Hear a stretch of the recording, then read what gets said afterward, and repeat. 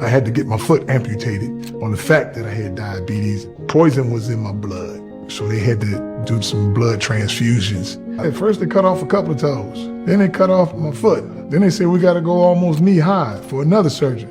That's crazy. So if you don't know who that is, that's LeVar Ball.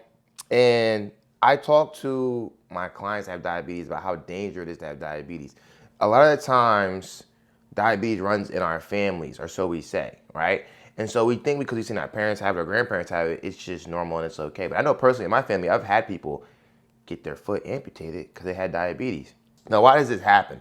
It doesn't just happen just because you have diabetes, right? It happens because when people are diabetic, their blood vessels can get damaged. And so what that causes is what's called diabetic neuropathy. And so basically, you can like get numb, right? Especially in your lower extremities and your feet, you'll get numb. So what happens is people get a cut on their foot.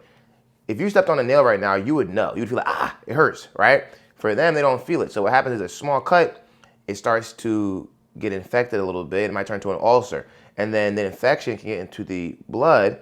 And then once it's in your blood, and this is happening, like they don't know what's happening because they can't feel it. So eventually it gets so infected that you have to get an amputation to save the rest of your body.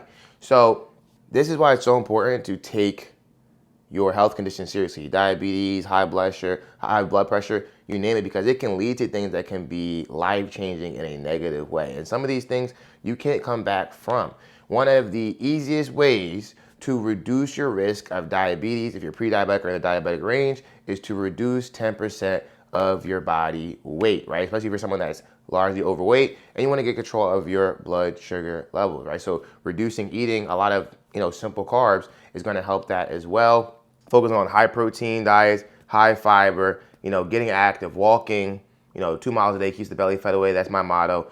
Weight training 3 times a week. These things are going to help you to live a healthier life and get away from diabetes. My name's Jeremiah. I coach professional executive women for the past decade, helping them navigate things like diabetes, high blood pressure, hormonal imbalances like PCOS, or navigating menopause so you can lose 50 to 100 pounds in a year or less.